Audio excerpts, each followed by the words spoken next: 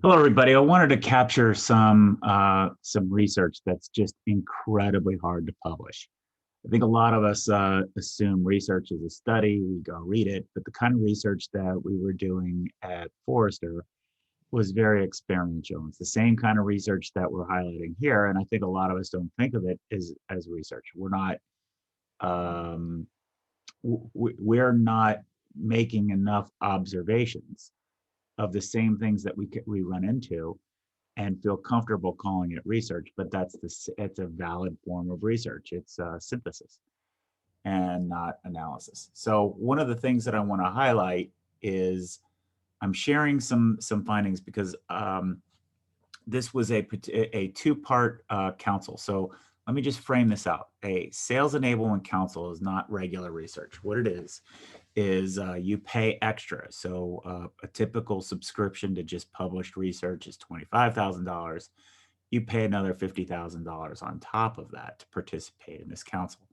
And the council is comprised of about 20 or so other executives who want the opportunity to talk with their peer group about issues and to be challenged. So we developed a model where we would have a theme, and we would create a very structured approach. There's that word again, right? A structured environment to immerse people into around a particular theme, and then come out with findings.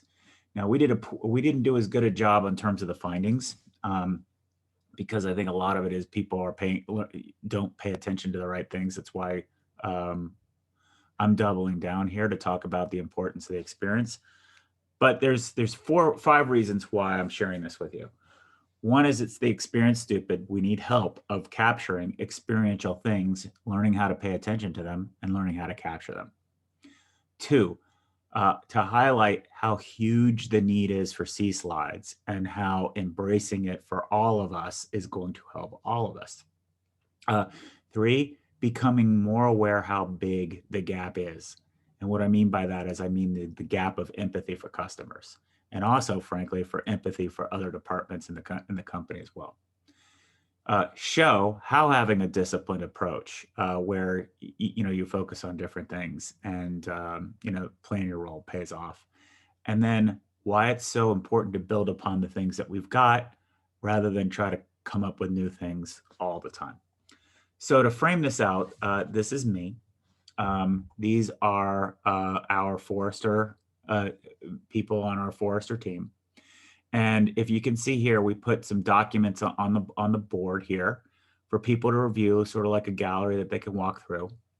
What I do is I provide about a 20-minute centering presentation just on key ideas. It's not really that dense. This is the council, so this is maybe capturing about half the room. It's sort of a horseshoe. But to give you a frame of reference, the types of businesses that are here. Uh, um, this guy is an executive from HP. He had another person from HP with him. He was from Polycom. These two people were from Avaya. These two people were from IBM. Um, I forget where she was from. These people were from Hayworth. We had people from InfoSec. We had people from Cisco. We had a good representation of very large companies. So I'd say the attendance here was about 20 executives. So again, they were all happy to meet other people like them too. And we had a very well designed agenda that we called the gated agenda. So what we would say is that we're not going to stop the agenda until we've completed whatever our topic was. So all of these people like that discipline. It's uncomfortable because our people in Forrester one at a time. What time will we be able to tell them they can go get cookies? What time will they give them bath breaks? We say, look, you're an adult. If you need to go to the bathroom, just get up and go. Right. So those are sort of the rules. So it's important that you understand, the lay of the room. I was hyper particular with how it was laid out. So if you worked in there, we had meetings beforehand talking about what the layout was. I'd eviscerate you if you didn't pay attention to that part because it's all about these people and you're making it about yourselves. You had to have tent cards. We had specific things on the tent card so that this side of the tent card is for me, this side of the tent card is for them. I have to be able to see certain things about them, so that I have to have codes on here. I would write codes on there that were notes to myself. As a prep, I interviewed everybody beforehand, and I made 3x5 note cards. And I really highlighted what are the one or two things that you want to get out of this? What are you most curious about? And I would review those 3x5 cards, actually highlight, hey, John, this is something you want to accomplish, or hey, Mark, this is something you want to accomplish. Now, isn't it interesting that you guys both want to accomplish what seemingly different things? Blah, blah, blah, blah, blah, right? You just create more opportunities for insights. Now, this is a two-parter. I don't want you to focus here. I want you to focus up here. This is the importance of having principles, guidelines. These are the governing things that guide a group of people to work together. If you don't follow these, there is no working together. So I'm highlighting that you're not helping us achieve success if you don't lead with the principles moving forward. So here were the rules. So guidelines to follow to get the most out. And I led with this. So I would say, look, we need you to focus on the 80-20 rule. And by the way, posting these up is important. So during the debate or during the time where people are giving feedback, I can point to the board. This is an example of being prepared to handle conflict. The principles give us tools to handle conflict. We learn the most by creating an environment for conflict, and you're going to see how I did that in a second. But I want to highlight the importance of the guidelines. The other thing that's important too is that these guidelines, we have to understand them, but they're not one-offs. They're sort of infrastructure. So the first one is the 80-20 rule. What we want to do is focus on the rule, not the exception. Anybody can find an exception to something, and we get nowhere for that. So everybody knows that. Everybody's been in meetings that have been gotten drugged down into the the nuance where people are debating, those exceptions. We're not going to do that. The next bullet, I know it's hard to say. We are one of many. Now, how I played that out is not only we individually are one of many people inside our own companies, we are one of many in terms of sales enablement professionals, and we are one of many other councils, both in terms of councils, the peers attacking it. So in other words, tap into your humanity and not make it about you is really what it comes down to. What we find is that most of the people who are going to come to something like this, so the types of businesses that join a Forrester conference are more innovative or more forward-leaning. Forward-leaning and innovative people are really, really drawn to the idea of surrendering yourself to something bigger. So that is a message that really, really worked, and I know works. If you show up about yourself, you not only do you not fit into the whole thing, but also you bring down the whole group. That's not what everybody else is there for. We wanted to talk about the difference between active and passive participation. In order for you to get the most out of this experience, you have to participate actively, challenge things. It's okay. This is a safe place. You get to get outside of your company to challenge certain things. Please challenge you. We've set it up so that you will want to challenge me. I have put together particularly controversial material, and that's healthy. And instead of having you guys argue with each other, hopefully we'll get debate going where it's you guys against us. In times of change, your old barriers can be the problem. This is a reminder that says part of the reason that we want to do active and challenge is because we want to tease out. This was before I had to rap about biases or just relied on the Mark Twain one. But this is something that I reminded executives. I will always remind people. I'm going to remind us. The old beliefs that you've got can be the problem. So that's why I want you to engage as a human being and take your business suit off instead of holding on to it. Leverage the collective wisdom in the room. Don't try to, talk about how, strategies to apply it. Okay. So that's that. So how do I know, why would I lead with this? Because this is all elevated.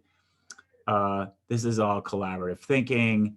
These are the kinds of things executives and other companies love, because what we're providing is structure to allow collaboration. These things people just love, absolutely love. That's what the principles are. If we don't follow it, we don't create the mechanisms to have collaboration. All right. Second thing, so you have to have something to collaborate against. So we published this hypothesis. The purpose of this workshop, and I had many workshops, I think I ran about 30 of these. So I'd pick a different topic each time and have some, theme.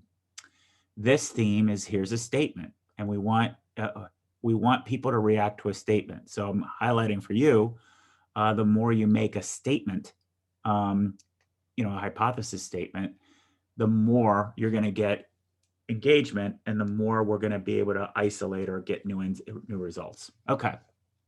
So we set this up and said, here's the hypothesis. Your company does not know your customers well enough to effectively communicate the full value you can deliver for them.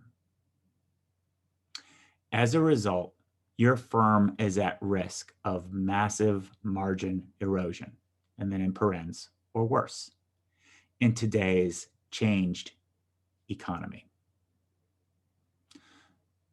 What's worse? Question mark. This problem is not universally understood across your organization, which was one of the major reasons there are so many random acts of sales support that cancel out efforts to improve profitable revenue growth. Now, immediately after publishing that, I started getting challenged. How the hell can you say that? Who do you think you are? Blah, blah, blah, blah. I kid you not.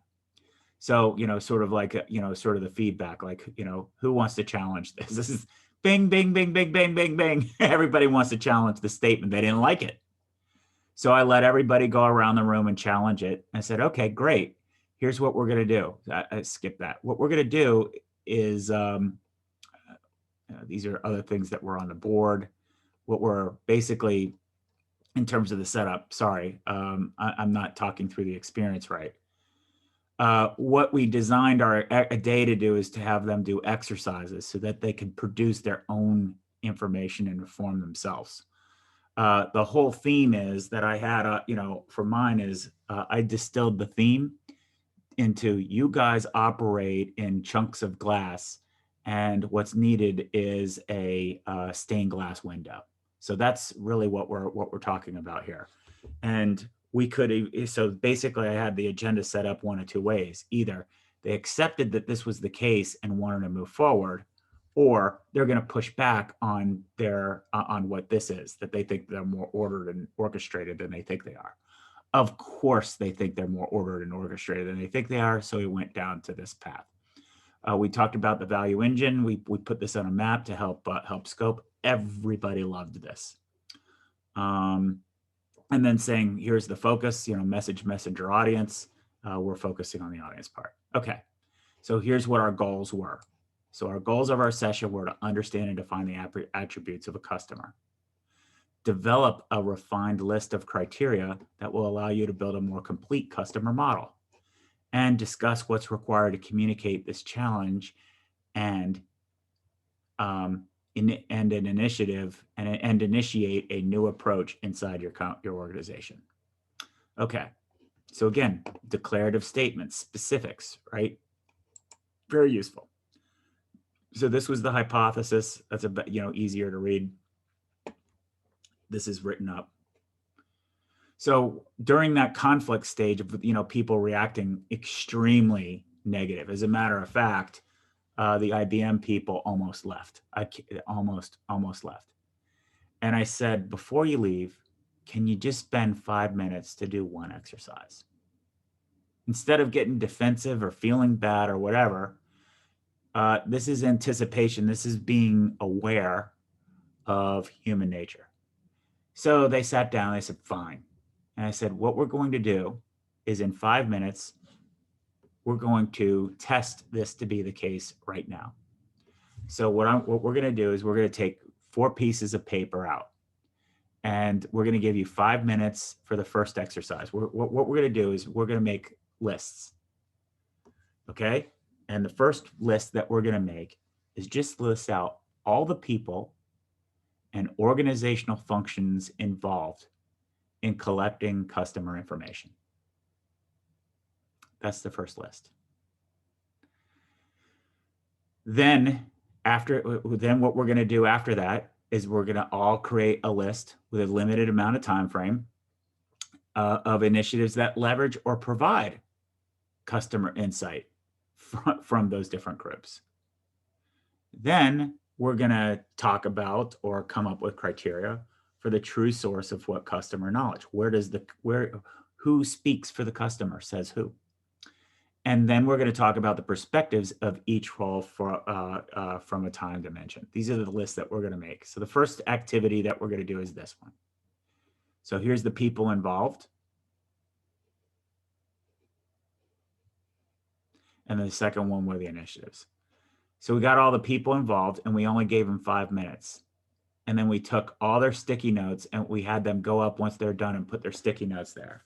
Then we talked about it. We reduced all the redundancies, and we left it. This is what it was left with. The tax department is collecting information about customers. Legal is collecting information about customers. Sales ops, CRM teams. And of course, people debated that. And I said, well, who put up tax? I did. Here's what they collect. And they're like, oh, you're right. Who put up quality? I did. Well, here's what they put up. Or, so people had to concede because their own selves highlighted this stuff out. Now, if we made a list and we didn't back that up, people are going to push back and say, there's no way it's that complicated, but it's actually way more complex than you can imagine. And then over here, this was 5 minutes. Everybody had 5 minutes to come up with what the updates were. So of course, people are, well, what's the point of having 5 minutes? The point of 5 minutes is you should probably do an audit of your own organization for these things, because it's probably more out of hand than you think it is. So as you can see, all these different groups. After we did the first exercise, the IBM people sat down and shut up. They're like, oh my God. So this was a list of all the different people and all the different departments in there. Amazing, isn't it? And we mapped it back to reports that we'd already written. It's like, say, look, you just highlighted this report, and how many people read that report? How many people read it and thought it was too complicated? How many people now think it's too complicated, or is this too simplistic? Interesting, right? Like when exposed to the real complexity. This is why getting skilled at helping people see their real world is, because they don't know. Your own people in Omnitrax have no idea what Omnitrax does, let alone do they not know their customers. They're in a state of ignorance in both ways. All right. And that's not a so here what we found is that there's at least 35 unique collection points of data. So what I'm talking about here is look how much better this could be if we spent more time being curious how to organize the information and lay it out, because this is not digestible and this isn't in a format that anybody can take and consume. Now we listed out all the different initiatives. And then we grouped it by departments. Look at all these different freaking initiatives. Geo-analysis, RFP response, win-loss, market analysis, demand gen. Look at all these analyses that marketing and events do. Or look at all this stuff going on in sales. There's problem analysis, sales targeting, buyer patterns, analyze. Who the hell is synthesizing here? Who's connecting the dots? Nobody. This is why we have to get good at publishing things out and producing it and getting conversation going so that we can help other people see the scope and scale of the problem. We're not going to be able to get there unless we get out things like this ourselves. I'm highlighting this because I have executives do it. It's just easier to do in an environment where it's super controlled. I can't be as controlled as I can here. So now, what is the criteria for the true source of customer knowledge? Basically, what we did is said, who's the sponsor, who's funding it, and why do they think that the thing that they're funding actually? What's the criteria for the truth? The justification for their true source of knowledge. So sales says their justification for why their information about customer is correct is my customers tell me.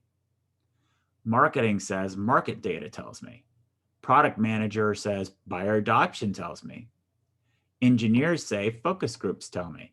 Senior leadership says my bigger budget confirms. In other words, because I say so. Geographic leaders is I know my culture better than anybody else. Customer advocacy groups, everybody tells me. All the customers tell me. So this is their source. But what you're seeing, hopefully, is that each one of these different groups have their own bias. So we basically say the source of truth inside any organization is because whoever is funding it, they say so. There isn't a criteria. There isn't a way to evaluate it. So this creates the basis for not having the ability to have a clear conversation in the first place.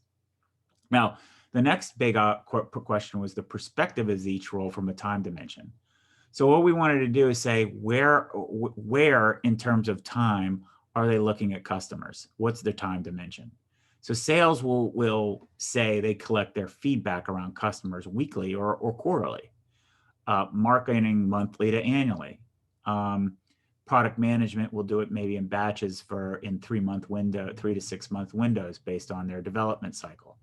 Engineering will look retroactively the past 6 to 18 months. Senior leadership will look at data quarterly to 18 months retroactively. Services groups will look monthly to quarterly. HR talent will past HR to past 6 months to 18 months is what they look at. Finance looks at now to the past 18 months. Sales operations will look weekly or to 6 months. Customer experience now to the past 18 months. The point is, now plus or minus 18 months is the duration of when this data is coming out. So if you don't date stamp it consistently across the board, you have a spectrum of about 3 years. Think about that. A 3-year window of how you're collecting the information.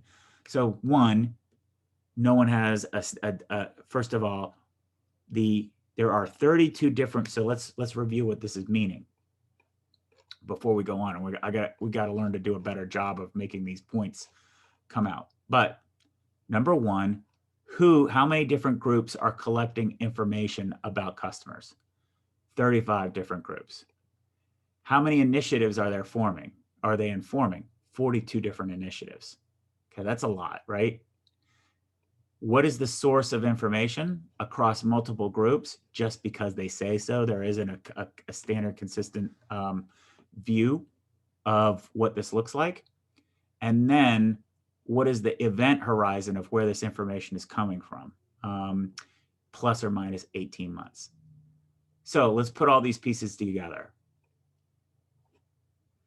So when we laid all this out, just by having structure on what we're collecting with a very simple question that a lot of people would say, we don't need to ask that question, and organizing, taking inventory in a tedious way, but organizing it, we would say 35 unique conversations, 70 initiatives, I'm sorry, of which have common names but are executed differently.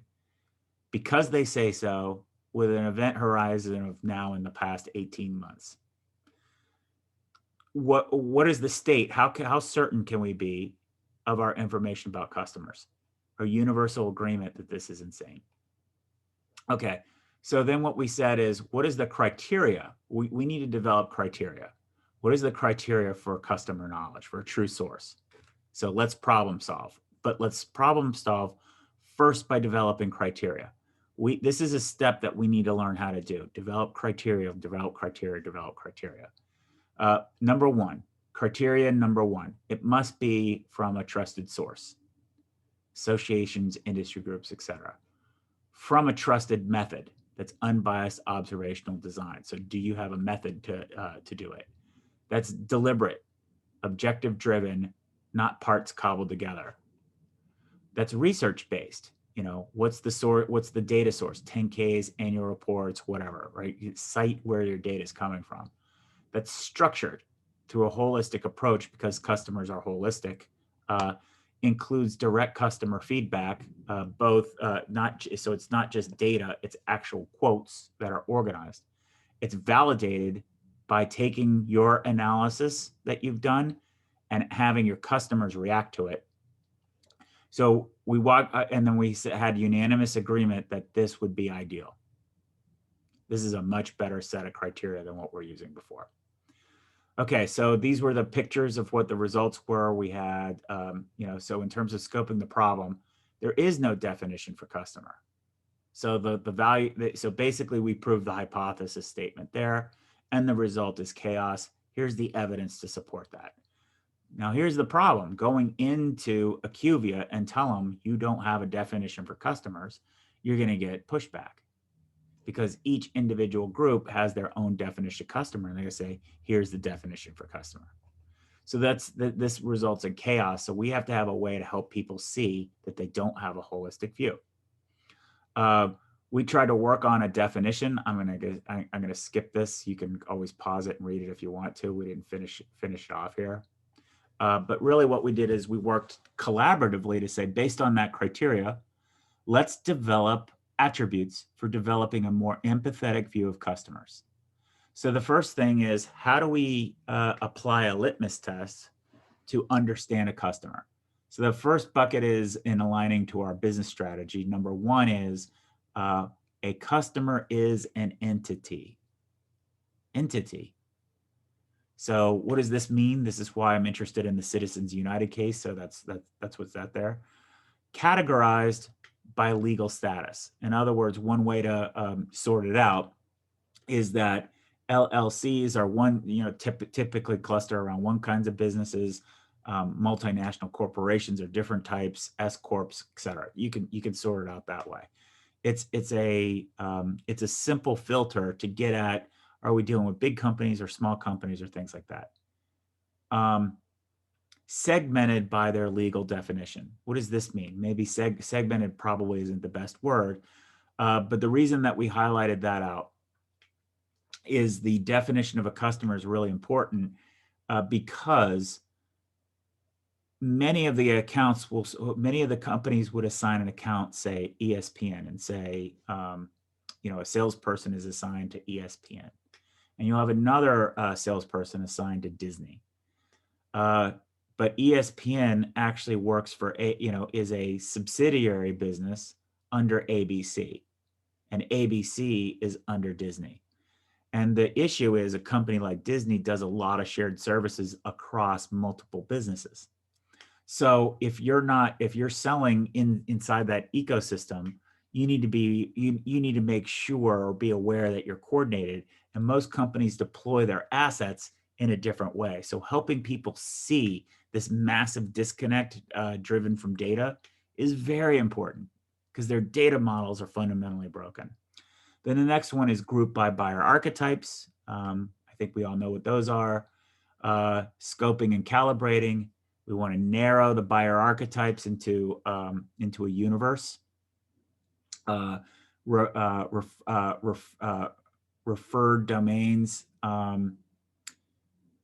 domains and processes, like, make sure you figure out what are the domains and processes that they're doing, informed by an agreement network, the various stakeholders. Details and tooling filtered through altitude levels, keyed to a role map, plotted over a life cycle, sorted by outcome engagement patterns.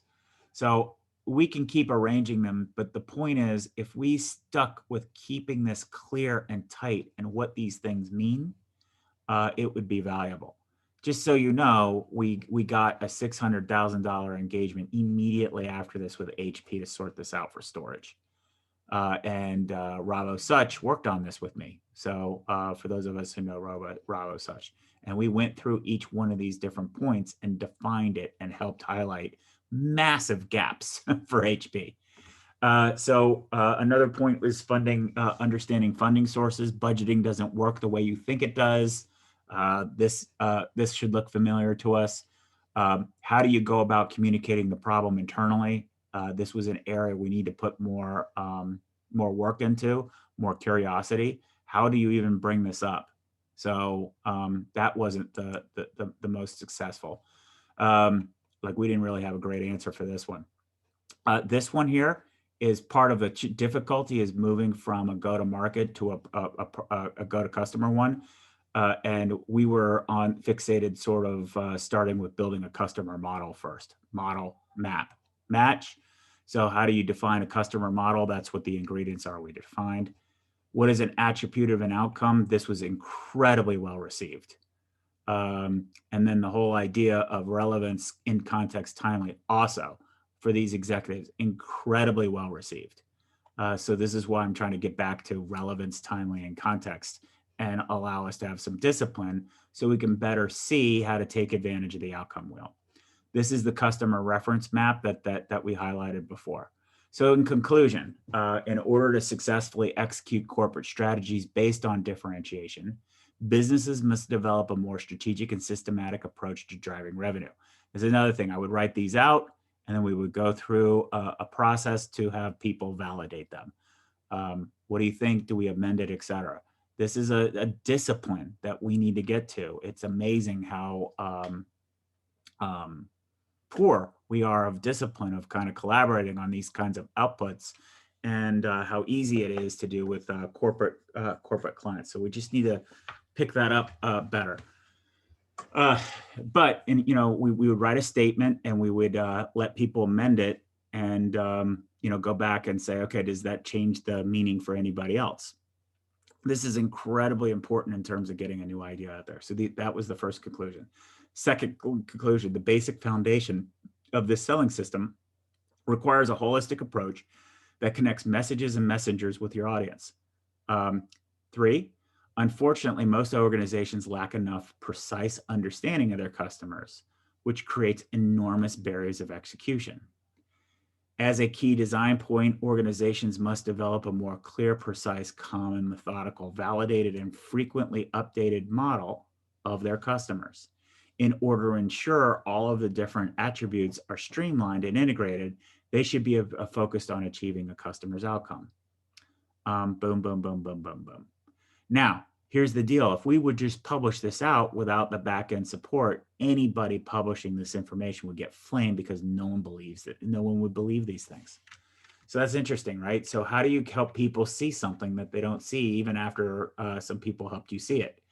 Then we set up another council meeting in October where we used our Amsterdam meeting to validate all of the information. So we took the information that we did on this council, organized it, packaged it up, created a different exercise, and this council's job was to validate the work of the June councils. So the council output from the October 2013 one, first of all, isn't that a cool design point to have the Europeans check the work of the Americans? But what was awesome was how much validation that they gave it, which gave people a lot of confidence in this particular model. So what I'm highlighting here is here's an approach. If we're disciplined, and if you're just making observations as you, look at the kinds of insights that we're going to provide for Mimecast, but more importantly, how we're going to be able to articulate to other people. It's not good enough for us to just sit in a room and just say, yeah, we get it, we get it, we get it. Look how smart we are, we get it. These people aren't good enough, don't understand their customers well enough. We need to find a way to be able to do it. One thing that we can start doing immediately today is start working backwards from and interviewing me on how in the world are we going to make these insights more concrete. I don't know. Part of the thing would be asking questions yourself and be curious about what the findings were, what the nature of the room was, and just exploring it. Instead of trying to go in, trying to solve the problem, go in and follow the approach. Just be curious. Can you come up with a hypothesis? What do people react to? What would you need to see? And I think this allows us to really bring to bear the whole idea of storytelling and why we need to have a blueprint for organizing what the details of the information are, because people are going to want to see details from an event like this. A storyboard, because how we position this and how we make the slides, as you can see, hopefully from this, there's a lot of opportunities to make way better slides than what we produced. And then the third thing would be, how do we blueprint this out or storyboard it out to sequence out the information through the aha moments that need to happen, not what the answers are. So how do we stage out the aha moments? How do we stage out, then they did this, what happened next? So people are curious and can't wait for the next thing, not just us telling them what the answer is. All right, those are my thoughts. I would love any kind of feedback. Hopefully you found this very interesting. What I'm trying to do is pick up on some things that we've done in the past. There's a lot of things that I know that you don't know, and I'm trying to reduce that gap to share in bite-sized chunks. Some of the things that I know that now you know, right? So 2013, some of the seen behind, this is almost 10 years old. 8 years old, and it's still 100% relevant today. This is the value of having a very disciplined approach. There's that word again, thoughtful, highly structured approach that leans in and factors in the experience and leans in and focusing on, who are the people in the room, being aware of your pronouns and all of that other stuff. And of course, making sure people follow the principles. So I need your help. All of this will be way more clear as we go through this, guys, if you follow the principles and be vocally following them. Thank you.